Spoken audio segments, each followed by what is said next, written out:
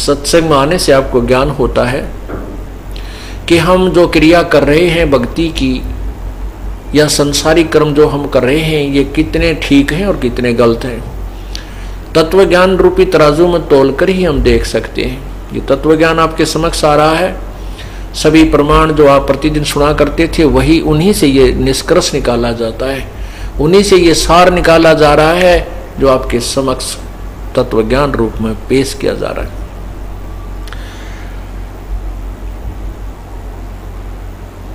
पहले भी हमारे पूर्वज सभी भगवान की चाह में रहते थे, संतों का आदर करते थे, संतों की कथा सुनते थे, विद्वान पुरुषों की, ब्राह्मणों की जो बड़ी इज्जत करते थे और उनसे जो कथाएं सुनने को मिल जाती थी श्रवण किया करते थे। अब उन स्वार्थी लोगों ने क्या किया कि अपने स्वार्थवश ही सब कार्य शुरू कर दिया। आपको बताते हैं कि शुरुआत से ही बहुत ज्यादा इसमें त्रुटियां आ गई थी। एक बार वशिष्ठ मुनि जी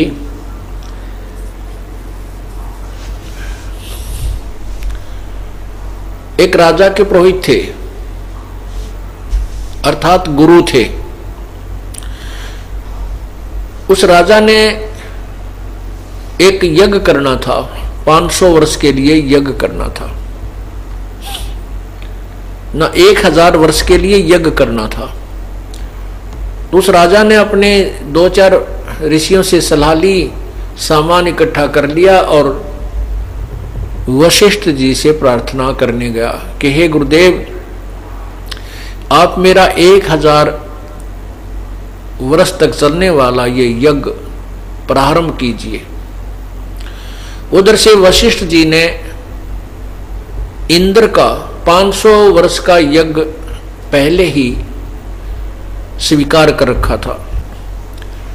जब राजा ने उनसे कहा कि आप मेरा ये यज्ञ कीजिए, वशिष्ठ जी ने कहा कि मैंने 500 वर्ष का यज्ञ करना इंद्र का स्वीकार कर रखा है, मैं प्रथम उसको करूंगा, बाद में आपका करूंगा। राजा ने कहा कि बड़ी मुश्किल से प्रेरणा हुई है प्रभु की, अब सब साजबाज तैयार कर लिया है, मैंने सारी सामग्री मंगवा ली है, अब ये व्यर्थ जाएगी। गुरुदेव आप मेरा पाठ ये यज्ञ पहले कर दीजिए। नहीं माना, कहने लगा नहीं मैं बाद में आकर करूंगा, सामग्री को रख लीजिए। उधर से उस राजा ने दूसरे गौतम ऋषि को अपना जो वो बना लिया, वहां का प्रधान यज्ञ करने के लिए उनसे प्रार्थना की। तो गौतम ऋषि ने वो शुरू कर दिया। 500 वर्ष का यज्ञ वो इंद्र का पूरा करके वो ऋषि राजा के पास आया इस उद्देश्य से कि अब मैं उसका यज्ञ प्रारंभ कर दूंगा। आके देखा वहां तो यज्ञ चल रहा था, बहुत से ऋषि और गौतम जी को वहां का मुखिया बना रखा था, उसका प्रधान बना रखा था। इस बात से दुखी होकर के वशिष्ठ जी ने मान बढ़ाई वश होकर के इसने मेरी आज्ञा के बिना दूसरे गुरु को से दूसरे व्यक्ति से कैसे यज्ञ करा लिया, श्राप दे दिया राजा को। राजा उसमें सोया हुआ था, राजा का प्राण निकल गए।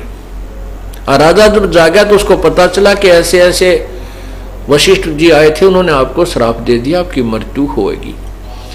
तो राजा ने कहा कि भी इस गुरु ने, अच्छा निकम्मा गुरु, ये तो इसने कारण तो पूछना चाहिए था मेरे से, इसने मुझे मृत्यु का दंड का श्राप दे दिया है, तो मैं भी उसको श्राप देता हूं कि तेरी भी मृत्यु होगी, तेरा शरीर नष्ट होगा।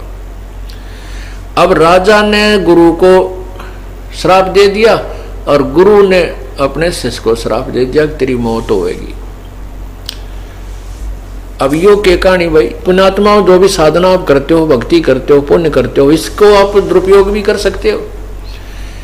अब राजा भी पुण्य युक्त था, सिद्धि थी उसके पास, उसने भी श्राप दे दिया वशिष्ठ जी को, और वशिष्ठ जी ने श्राप दे दिया राजा को। दोनों चौड़ चपट।